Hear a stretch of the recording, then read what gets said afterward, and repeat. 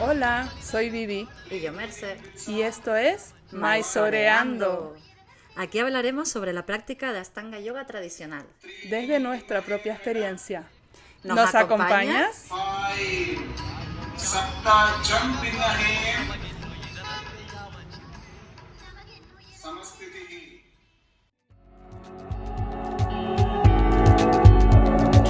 Muchas veces nos preguntan qué esterilla usamos.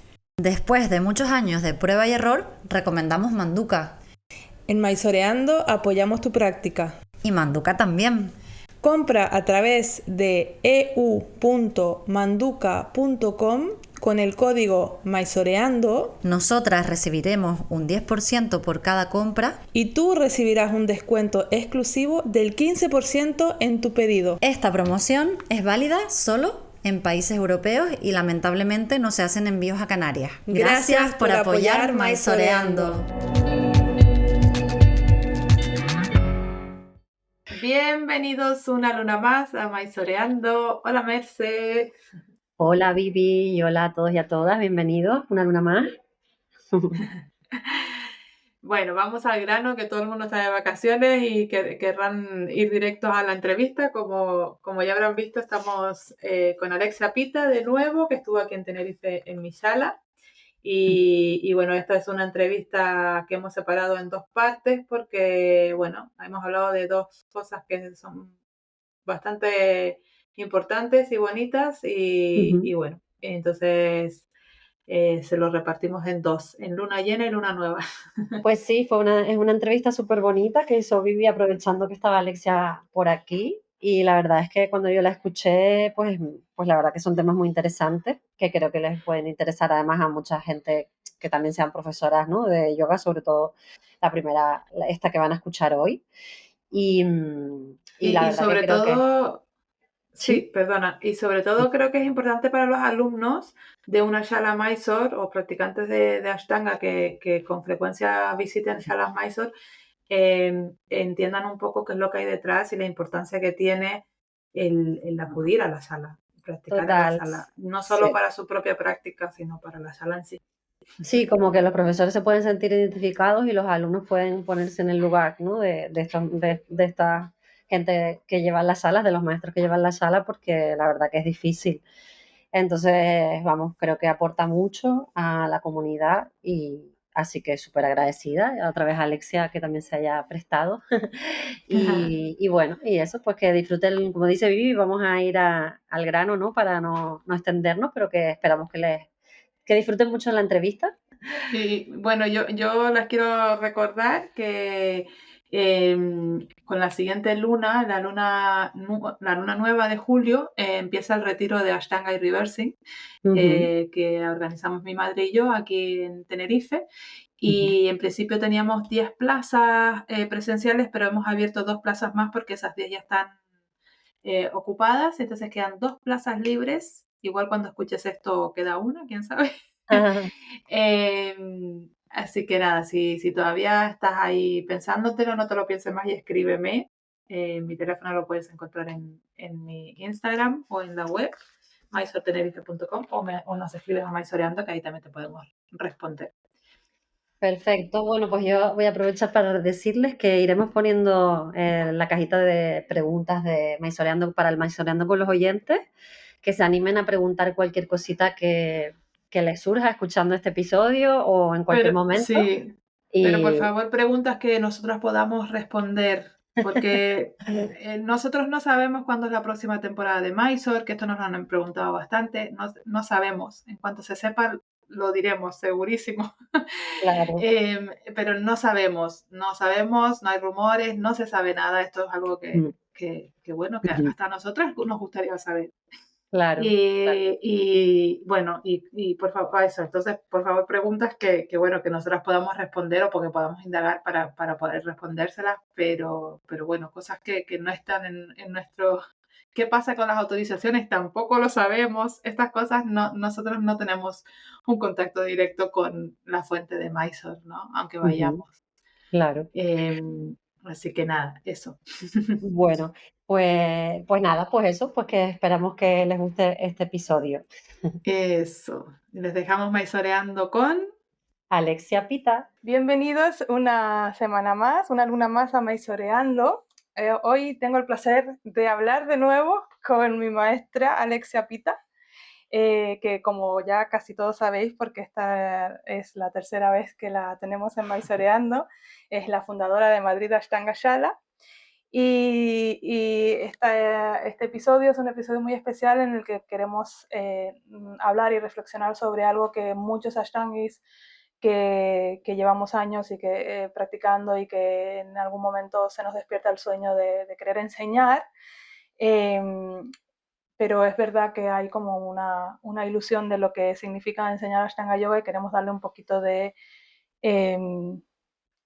ponerle un poquito de lo que en realidad supone, que es verdad que es algo muy bonito, pero hay mucha organización detrás que no se ve y que hace que a veces ese sueño se quede un poquito en, no sé si decir pesadilla, pero, pero sí que nos quita el sueño a veces. Ese sueño a veces nos quita el sueño.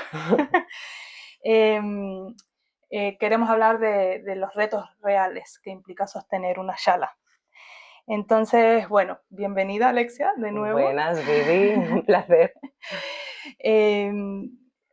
Hablemos un poquito de cómo nace el sueño de Madrid Ashtanga Shala.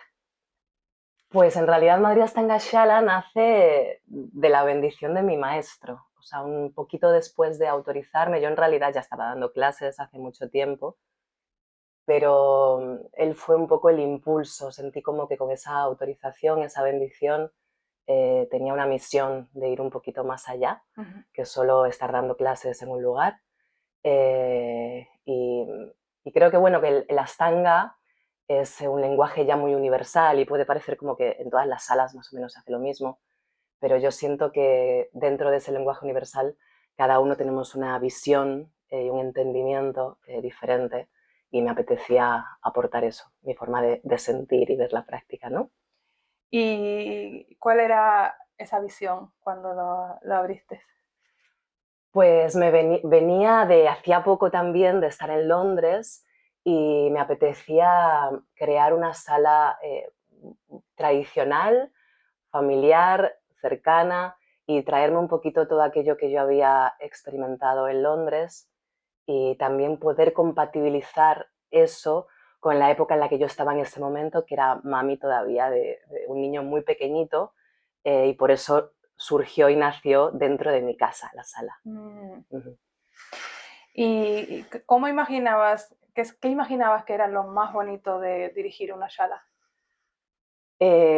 Lo mismo que sigue siendo a día de hoy, 10 años después, que es ver el proceso de los alumnos, ser testigo del impacto que esta práctica tiene en las personas.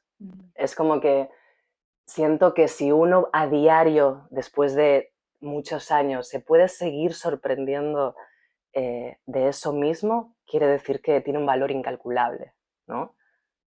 Me acuerdo, mira, cuando iba a casa de una amiga que de hecho es profesora de Ashtanga y vivía sobre el mar, muy sobre el mar, y yo recuerdo que abría siempre la puerta del salón y cada día me levantaba y la volvía a abrir y decía, yo necesito hacer esto para ver. Y yo decía, ¿os acostumbráis a esto? ¿Algún día os acostumbráis a esto? Porque me seguía como sorprendiendo, entonces yo la abría muchas veces al día para seguir sorprendiéndome. Y me decían que no se acostumbraban, que es algo que valoraban cada día, ¿no? Pues un poco me pasa lo mismo con la shala, que yo todos los días estoy viendo esa imagen desde fuera y me sigo sorprendiendo, a veces incluso emocionando, como que me sale un poquito la lágrima de ver el impacto tan increíble que tiene esta práctica, y eso sigue siendo, eso es inamovible. Desde que la abrí, esa era la idea mágica que yo tenía y sigue siendo a día de hoy, ¿no? El poder ser testigo de esto. Sí. Bueno, hablemos un poquito de este lado romántico que hablamos muchas veces que tiene el abrir una shala de Ashtanga. ¿Qué es lo que sigue siendo realmente mágico para ti? Esto, o sea, lo que te acabo de decir en realidad, o sea, ahí está la respuesta. como que ahí todos los esfuerzos que uno tenga que hacer a diario para levantarse e ir a dirigir una sala durante tantos años, sigue siendo el sostén, sigue siendo esos procesos de los alumnos. Es realmente mágico. Me parece que en las salas hay algo que hay que sentir, que no se puede explicar, que es único de una sala Mysore, y siento que tiene pocas palabras porque se junta gente que probablemente en la calle o en otros ámbitos nunca se llegarían a juntar. Se junta gente tan diversa, tan diferente, en un mismo lenguaje, en un mismo ritmo de la respiración. Es como unidad, yoga, ¿no? Al final ahí dices, ¿cómo puede ser que estas personas que están aquí, que cada uno es totalmente diferente y vienen de mundos totalmente diferentes? Me parece mágico cómo ahí hay algo energético que se junta y somos todos uno, ¿no? Y eso me parece bellísimo, bellísimo. Sí. Bueno, pues pasemos a los retos reales. ¿Cuáles son las mayores dificultades al gestionar una sala? ¡Ay, Dios! Pues gestionarla, hay muchas. Yo reconozco que soy muy romántica con esto de la idea de la sala y tal vez pequé de ser demasiado romántica e idealista. Hay muchos retos porque hay una gestión detrás para la que yo, por ejemplo, no me siento tan preparada. Me siento muy preparada para dar clases y para ofrecer eso a mis alumnos, pero no tanto para gestionar la parte de ser jefa, secretaria, administradora, gestora de finanzas. Es muy difícil y sostenerla económicamente es muy complicado. Creo que esto es como lo más complicado hoy en día, sobre todo, ¿no? Estamos hablando de llevar una sala, tienes que pagar un alquiler, a no ser que la tengas en tu casa, que ya no es tu caso, ¿no? Pagar los impuestos, el autónomo. Sabes bien, Vivi sabe bien también sobre esto. Por supuesto. Sí.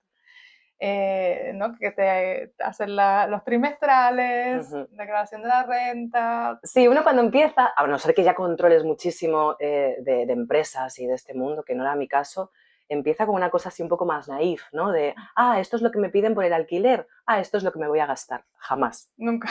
Nunca es eso, o sea, eso se multiplica por 1000. Entonces ahí empieza la gestión tan difícil de supervivencia. Sí. Y además que es algo que realmente enseguida te das cuenta que no puedes hacerlo solo, que necesitas equipo, y tener un buen equipo también cuesta dinero. Entonces todo se va sumando, pero si lo haces solo es muy desgastante para tu vida y para tu práctica, que por supuesto no hay un buen profesor sin una práctica diaria súper comprometida y súper sostenida. Entonces ahí necesitas apoyarte y todo se empieza a multiplicar. Sí. ¿Y cómo lidias con la falta de constancia y compromiso de algunos alumnos? Es algo que yo vivo mucho. Aquí en Tenerife, por lo menos, no sé si es por el ambiente del sur isleño, como que la época en la que vivimos, siento que cada vez hay menos compromiso, ¿no? Sí, esto lo hemos hablado mucho estos días. Pues mira, yo esta parte la veo desde un lugar mucho más libre en mi cabeza. No juzgo mucho el que un alumno no sea constante, porque creo que ahí son procesos vitales y que cada uno tiene que ir en su búsqueda descubriendo, y en ese descubrir pues hay gente que desaparece, que aparece. Entonces nunca ni he perseguido a los alumnos, ni he preguntado muchas veces, a lo mejor esto es un error, pero como que soy muy libre en ese sentido. Llevo peor lo que yo llamo el chupete, el alumno que deja de ser constante porque el profesor principal o el profesor que le gusta no está en la sala. Eso yo llamo el alumno del chupete, ¿no? Que si le sacan el chupete llora. Aquí en este caso se va. Y eso lo llevo peor, porque una sala no es un profesor, o por lo menos esta fue mi idea desde el primer momento.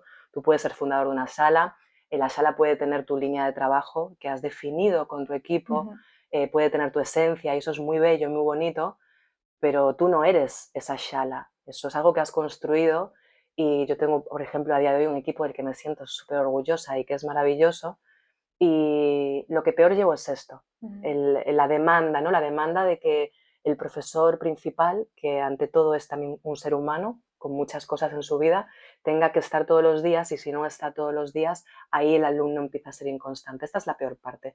No el alumno que por determinadas cosas y procesos de su vida en un momento dado decide irse o volver o es más fluctuante, ¿no? Eso nunca lo he juzgado tanto porque, bueno, creo que en esta búsqueda cada uno estamos en una etapa diferente. ¿Y qué pasa en épocas como verano ahora, ¿no? Cuando la gente se va de vacaciones y muchos dejan de pagar? Y nos arruinamos. Que viene la bancarrota. Esto, hago un llamamiento, creo que hay que dar visibilidad a esto. José de Mysore House hace poco publicó algo sobre esto que le aplaudo. Nos encantó a todos. Nos encantó a todos porque y puede generar polémica, puede generar debate, pero es una realidad. Si tú quieres tener tu shala, esa shala que tanto consideras tu segundo hogar, tu refugio, tu lugar seguro, el lugar donde haces tus procesos, que es algo tan mágico y tan bello para todos, si tú la quieres ver abierta en septiembre, es importante que hagas una reflexión, hago un llamamiento a todos los alumnos de todas las shalas, que hagas una reflexión de cómo es posible mantener ese espacio que tú tanto quieres si en verano más de la mitad de los alumnos dejan de pagar porque se van de vacaciones. Entonces, yo sé que hay gente que puede estar en circunstancias más específicas, yo creo que en eso casi todos los profesores, porque también nos dedicamos al yoga, somos abiertos a que la gente nos cuente y somos comprensivos y flexibles, pero en general creo que es más una inconsciencia, un desconecto porque me voy de vacaciones y ni siquiera soy consciente de lo que hay detrás de una shala, y hago un llamamiento a que se haga este trabajo, porque las shalas normalmente siguen abiertas en verano, hay un equipo de profesores al que se les sigue pagando, hay un alquiler que no se reduce porque sea verano, hay unos impuestos que creo que son los peores del año en verano, hay unos autónomos que pagar, hay unos IRPFs de los locales que pagar, son todas estas cosas que hay gente que le sonará a chino esto que estoy diciendo, pero es la realidad detrás de una shala. Entonces es tanto el bajón en las vacaciones, tanto de Navidad como de verano, que si la gente no toma conciencia de esto, siempre lo digo, las shalas están en peligro de extinción porque es muy difícil mantenerlo ya solo por una idea romántica.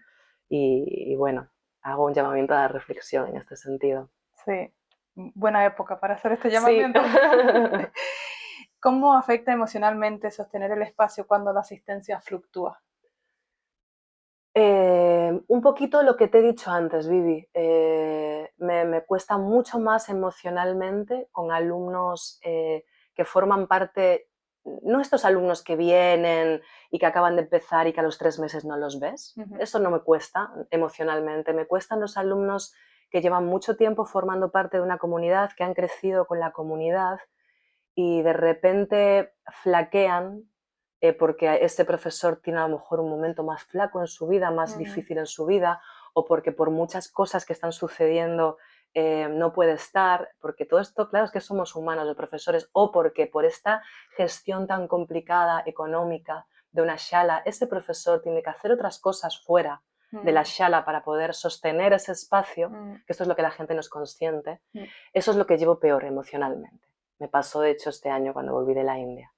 En un momento de duelo de nuestro maestro, tú estabas allí conmigo también, desapareció mucha gente. Bueno, yo estoy visibilizando esto, me estoy abriendo un montón. Desapareció mucha gente solo por el hecho de que no estábamos los profes principales. Y yo dejé a profes maravillosos. Te puede gustar más o menos, a veces ni siquiera se les da la oportunidad porque uno directamente decide desaparecer. Y esto es lo más duro emocionalmente es duro, económicamente es duro, porque la comunidad no solo se sostiene con el dinero que puede aportar un alumno, también se sostiene con la presencia, la presencia física de esos alumnos que llevan tanto tiempo. Entonces yo no juzgo si tú decides irte a otro profesor, eso soy extremadamente comprensiva, somos buscadores, si tú puedes decidir irte con otro profesor mañana y yo te voy a abrir la puerta y te voy a dar un abrazo, en ese sentido nunca he juzgado eso, pero el hecho de simplemente me voy por esto, emocionalmente es duro, porque al final es gente con la que ha crecido esa comunidad, y ver que te fallan en el momento que más los necesitas, que más necesitas su presencia, porque tú has sido, primero en este caso, este año hemos ido a pasar el duelo de nuestro maestro, pero en todos los casos de cada año vamos a formarnos, que es una inyección que los profesores necesitamos para ser mejores profesores también, no solo para tener nuestra inyección de práctica, que es fundamental como practicantes, porque somos estudiantes antes de todo, sino también para poder luego ser mejor profesor para esa comunidad. Entonces, que esto, que justo ahí fluctúe, es una parte que me cuesta mucho emocionalmente, sí. ¿Ha habido momentos en los que pensaste en tirar la toalla? Sí, sí, definitivamente sí, sí, varios.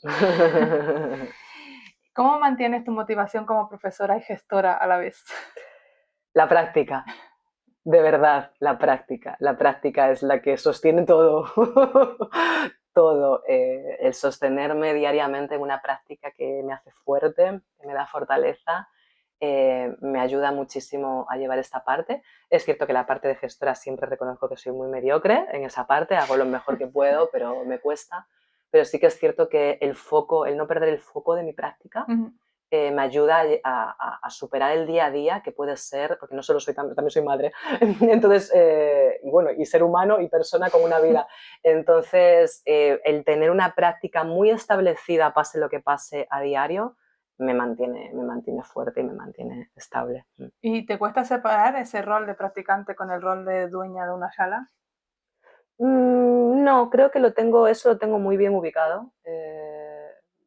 Me cuesta a veces ser jefa, me cuesta a veces, siempre digo que algo que me ha fallado un poco a veces es la empatía excesiva, a veces es nociva, lo hablábamos antes, y siempre me ha costado mucho esa parte, ¿no? El manejo con el dinero, el manejo de empresaria, el manejo de jefa de un equipo.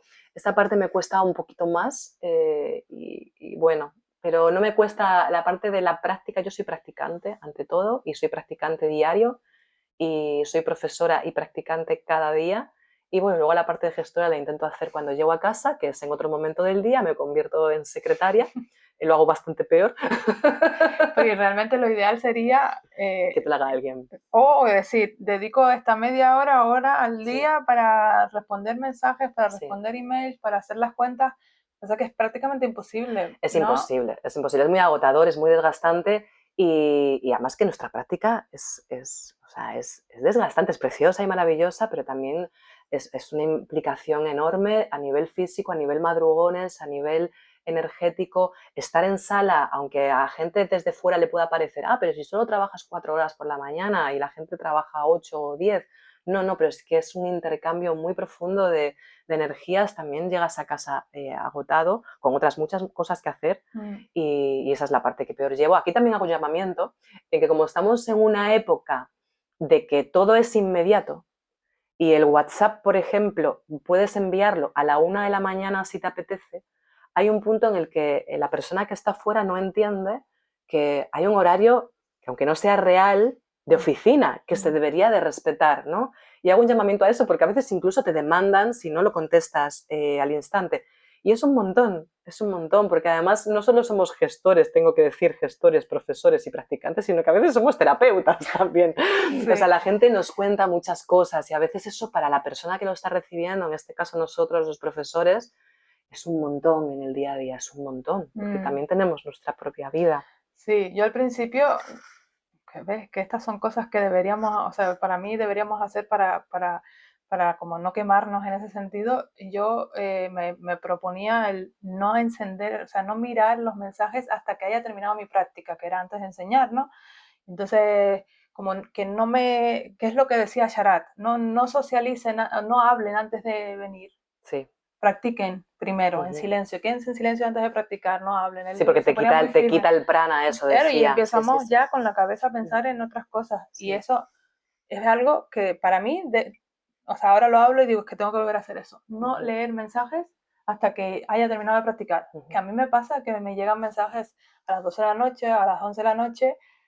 ¿Vas a abrir mañana la sala temprano? Claro, fíjate. Y entonces yo digo, tengo que contestar a esto porque yo quiero que el alumno venga, pero en realidad yo no debería. No deberías. leer A mí me pasa lo mensajes. mismo. Pues ahí hacemos otro llamamiento, porque creo que también el yoga va de esto, de pensar De estar demasiado disponible, o sea, yo creo que estoy demasiado, a veces pienso que demasiado disponible. estoy demasiado disponible, que lo ideal sería tener un teléfono personal, y no, lo hablábamos el otro día, y un teléfono para el trabajo, para que, pues eso, que a las 4 de la mañana yo no conteste un Sí, mensaje. yo lo tuve una época y no me funcionó porque al final me estresaba tener 2 aparatos en mis manos, ya me estresa uno Sí. y no me funcionaba, pero sí que es un acto de reflexión también para las personas cuando hacemos eso. También nos puede pasar a nosotros, ojo, en otros entornos que invadamos. No, no es solo mensajes de Claro. alumnos, que también son mensajes de amigos, de gente Claro, que van a influenciar mi estado de práctica. claro. Que no todo tiene que ser inmediato. No. Y que tenemos que intentar conservar un poquito de energía y la persona que está fuera tiene que respetar eso y tiene que entenderlo. Y que también hagamos un acto de reflexión de que si quieres ir por la mañana a una clase que empieza a las 6:30, el mensaje no puede ser a las 12 de la noche. Hombre, yo ya sé, si me escriben a las 12 de la noche, que aunque yo les conteste sí, no van a venir. Claro. Porque son las 12 de la noche. Y me acabas de escribir, no te vas a ir a dormir. Claro. Lo más probable.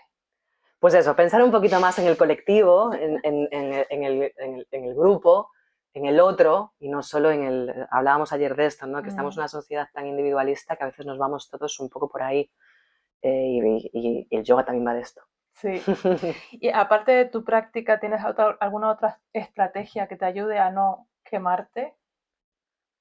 Mirar a mis alumnos con mucha presencia y con mucha conciencia, porque yo me siento afortunada a diario. Si yo hago eso, si yo no me desconecto y pongo el piloto automático de que estoy yendo a trabajar, si yo realmente logro observarlos y entender lo afortunadísima que soy de dedicarme a esto, ya está, ahí tengo como mi bálsamo. Y siempre hay algo, puedes llegar un día más desconectado y siempre hay de repente algo que sucede en la sala, algo con un alumno, con una alumna que te hace el clic y dices, es por esto. Y realmente, a pesar de todas estas dificultades que estamos hablando, creo que somos muy afortunados. Sí. Bueno, vamos a hablar un poquito de consejos que para personas que piensen en abrir una sala. Uy, no sé si soy muy buena para consejos yo. Bueno, si alguien está pensando en abrir una sala, ¿qué le aconsejarías? Vale, a ver, déjame pensar esto. Bueno, el otro día, ayer en la conferencia, en la charla, dijiste algo, ¿no? De empezar muy Pues de chiquito. empezar, sí, de empezar en pequeñito, de pensarlo en pequeño. Porque nunca, lo que hablábamos antes, nunca lo que te crees que va a ser, a ti te da una cifra porque vas a ver un alquiler, un local de un alquiler, te da una cifra y tú te basas en eso. Y no tiene nada que ver con eso. Entonces, pensar en pequeñito, pensar en empezar una pequeña comunidad, una shala. Este es mi consejo, ojo, que luego hay gente que puede soñar a lo grande y le va súper bien. Si yo lo volviese a hacer, lo pensaría, bueno, lo pensé en pequeño, lo que pasa es que luego fue creciendo y la pandemia me hizo ir hacia otro lugar al que tal vez nunca habría ido, porque con la distancia de seguridad, esto cambió mucho todo. Mi sala pequeña ya no servía, entonces yo le estaba diciendo que no a alumnos por no poder meterlos y tuve que dar un salto. Tal vez la pandemia me llevó a esto, tengo una sala preciosísima y hermosísima, pero si yo volviese atrás, yo me quedaría en un formato muy pequeño. Preferiría mantener una comunidad más pequeña, pero firme y muy cercana, que creo que también la gestión dentro de eso es mucho más fácil que cuando se amplía. Esta es mi forma de verlo, pero yo ya os lo dije ayer que yo tengo alma hippie, para lo bueno y para lo malo. Entonces lo empezaría así, más humilde, más pequeño. Luego otro consejo que daría, que lo intento yo también cuando me planteo cosas, tenerlo muy presente, piensa el peor escenario posible. Cuando hagas tu proyecto, no le puedo llamar plan de empresa porque esto no existe en mi cabeza, el plan de empresa, pero cuando piensas en tu proyecto, piensa, no seas tan idealista o tan romántica, sino piensa en el peor escenario posible y si ese peor escenario lo podrías sostener. Eso creo que es como algo que te puede guiar muy bien. Y luego otro consejo, que no puedes hacerlo solo. Y esto también lo tienes que tener en cuenta. Que tú vas a tener que formar un equipo, que vas a tener que contar con alguien más, porque solo, tú lo sabes, es súper desgastante. Y tener un equipo también cuesta.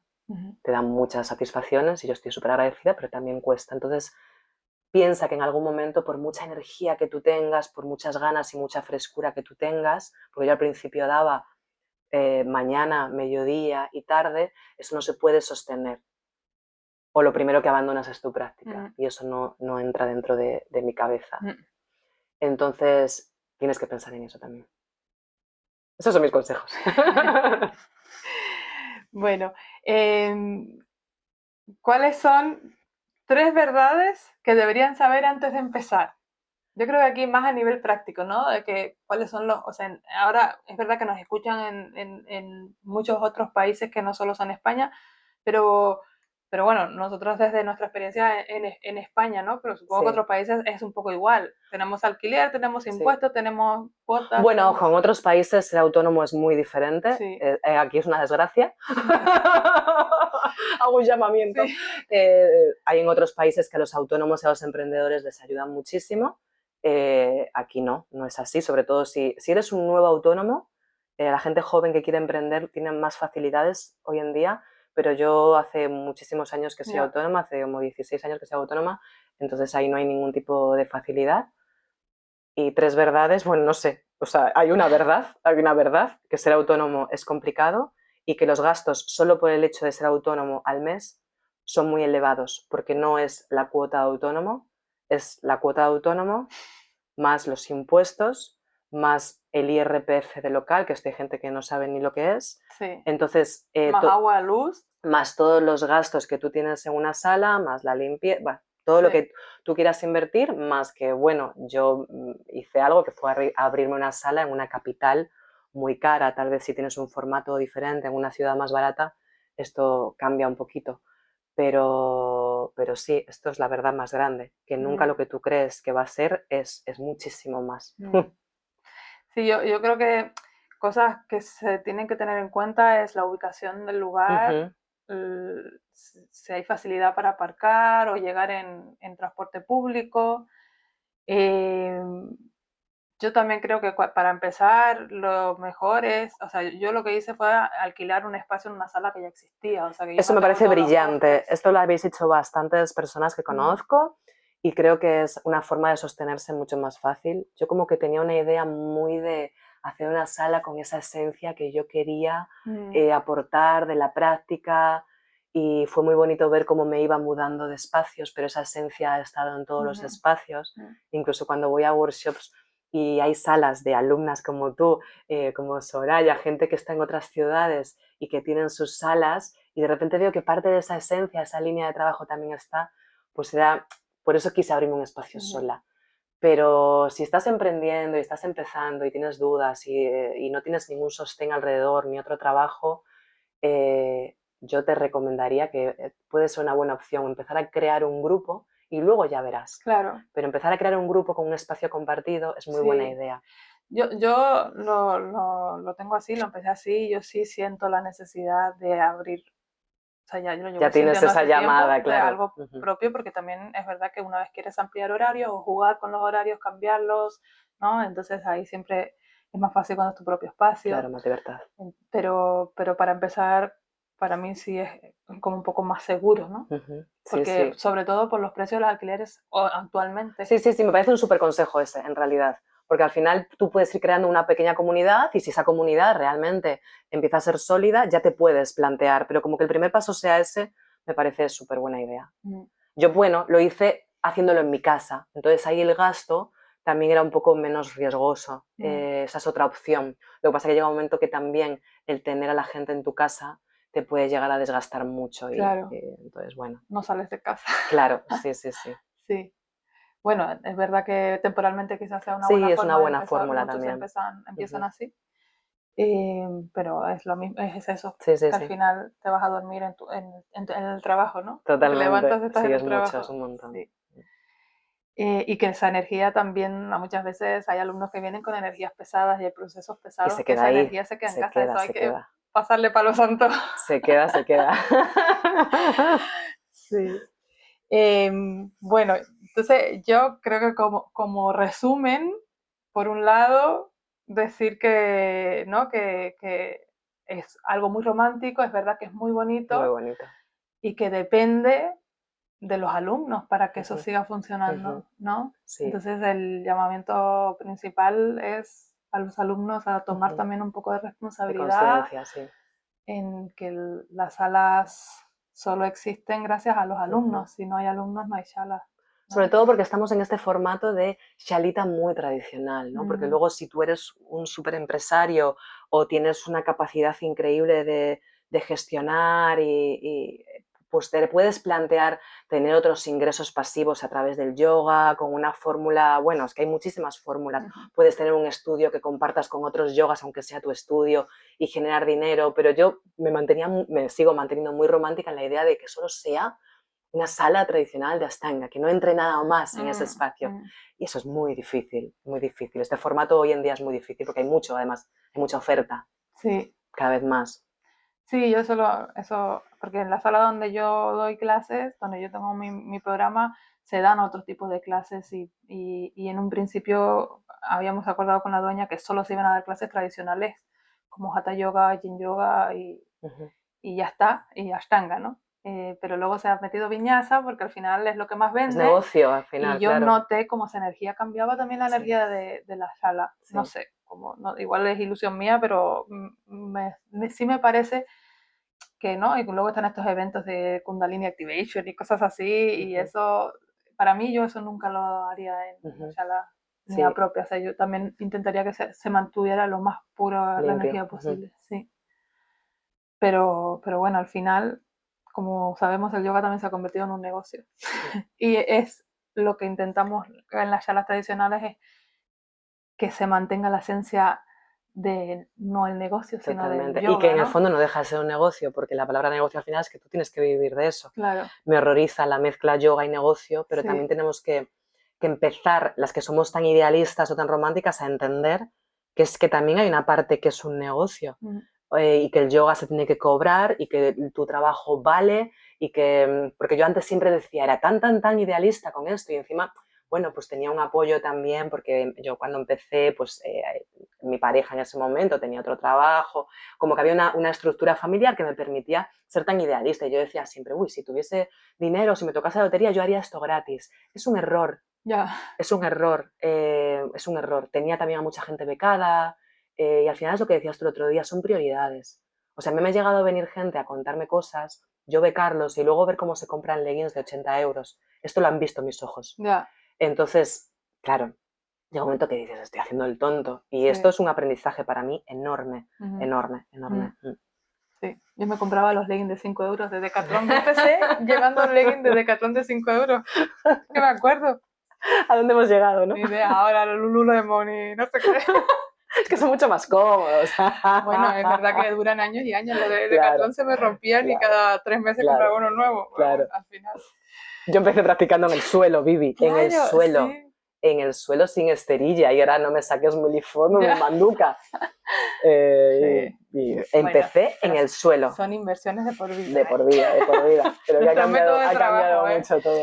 Sí, no es necesario gastarse tanto dinero, eso ya es una lección nuestra.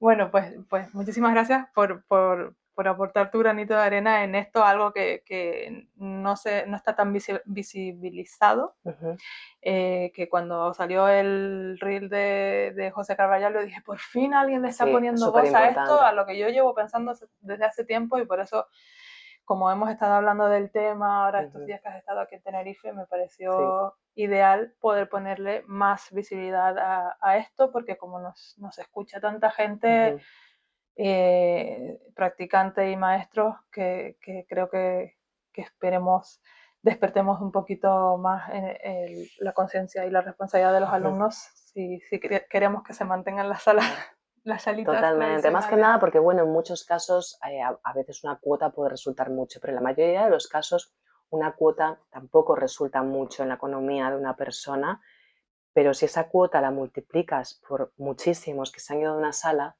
para el propietario es una barbaridad. Entonces hay que pensar un poquito en, ¿puedo hacer este pequeño esfuerzo para que no sea algo tan grande para la persona que está ofreciéndome este espacio, ¿no? Es como, pensamos tan en el yo, tan en el individual, que no nos damos cuenta de que si esto que haces tú lo hacen 20 más, Mañana la puerta se cierra. Sí, sí, muy rápido.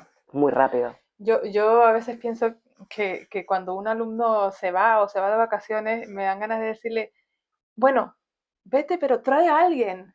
No sé si te acuerdas que yo me fui a marzo 2 meses y yo dejé a alguien con mis clases, Me ¿no? acuerdo, tú me hiciste esto, es verdad. Sí. Tenías mis clases online, Sí. fue súper bonito este gesto tuyo, lo voy a contar. Tenía sus clases online de todos los meses, ella no iba a estar ese mes y decidió pagar la cuota y regalárselos a otra persona y me pareció hermosísimo, hermosísimo. Y eso me parece que es como... Porque yo decía, es que yo quiero yo quiero seguir teniendo mi plaza cuando yo vuelva, ¿no? Claro. Y bueno, también te digo que era mi primer año de la Shala y tenía mucha ilusión con todo esto y sabía lo importante que es que te paguen, ¿no? Entonces, y también al maestro que yo dejé dando mis clases me parecía importante que tuviera esa chispa de incentivo. De poder ser estudiante, claro. Sí. Y bueno, porque me parece una maestra fantástica y entonces quería que esa energía se mantuviera también en mi Shala. Qué lindo. Así que bueno, ahí les doy ideas a los alumnos. Si se van de vacaciones, déjenle sus clases a algún amigo o a alguna persona que crean que les vaya bien esta práctica y así las salas se pueden. Pero sería una cadena preciosa, ¿no? Una cadena de amor. Cadena de favores. De favores, una cadena de favores preciosa. Sí. Sí, muy bonita. Así que bueno, muchísimas gracias. A ti, Vivi. ¿Estás buscando una esterilla y material de yoga de calidad? Apoya Maizoreando a través del programa Manduka Reward. Compra en la página web con nuestro código Maizoreando. Nosotras recibiremos un 10% por cada venta. Tú recibirás un 15% de descuento en tu pedido. Gracias por apoyarnos. Recuerda que esta promoción solo es válida en países europeos y que Manduka no hace envíos a Canarias.